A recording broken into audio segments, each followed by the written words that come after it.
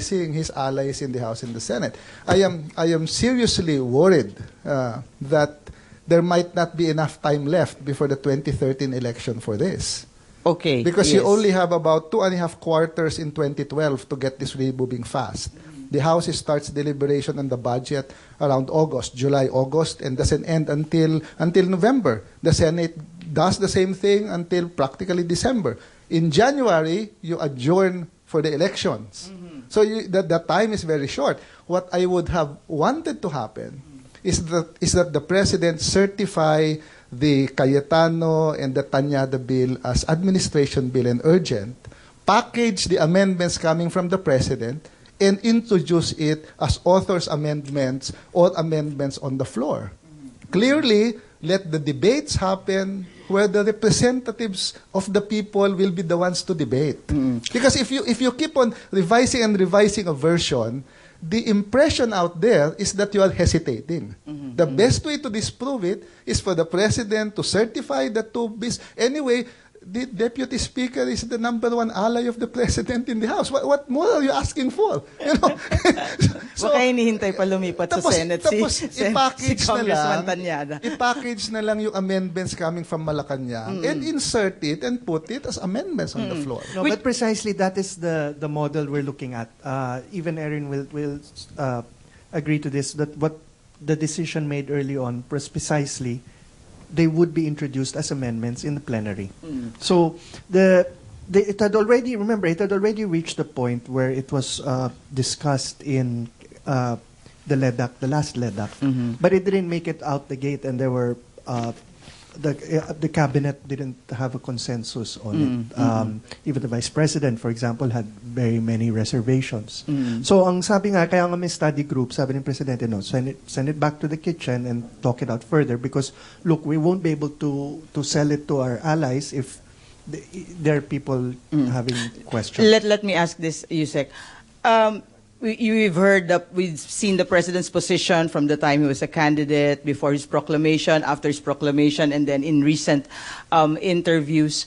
What led the president to entertain certain I will not say doubts, let's say reservations? Iba ba ang view from the top, so to speak? You know, when you're president, you see things in a different manner. Well, I think the honest answer is, of course, because you are switching from the role of a legislator, who in many ways is thinking pure policy, and there's the actual nitty-gritty of the bureaucracy.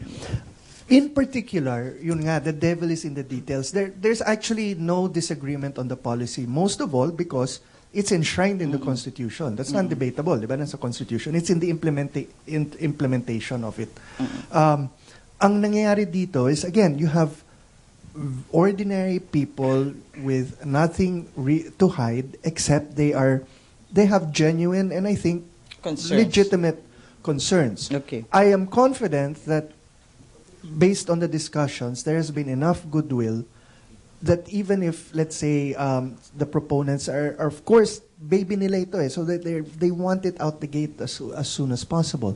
But you do have up to the next LEDAC, and if the discussions go well with Senator Cayetano, just as they have with Erin and with NEPO, you should be able to have a consensus. Effectively 3/4 of the year to get this going. But anyway, before we continue the discussion, let's read more comments about the FOI bill from our Facebook page. Yumi says, campaign promise yan ni Pinoy, di ba?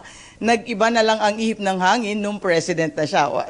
That was what we were asking Yusek Manol earlier. Bry says, I was expecting pamandin sana that Pinoy will make this one of his priority bills to be passed by Congress. Joey says, why should we pussyfoot in something like this? If there's nothing to hide and there's something that should be published, then let it be published. Okay, let me just ask quickly, I'll ask you a hypothetical question. If our lawmakers and our advocates medyo nainip na, sabihin natin, and decide to take matters into their own hands and approve this bill now, pass this bill now, do you think the president will veto?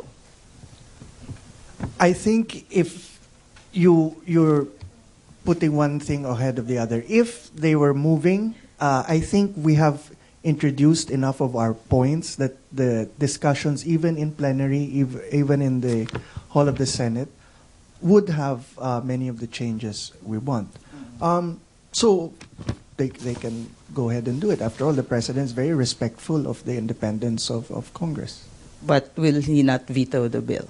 I don't think so, because you assume that everyone in both chambers is reasonable, that we have not introduced anything that does not make sense and has not improved the bill. The single item that I think there is still a debate is the Information Commission. Okay.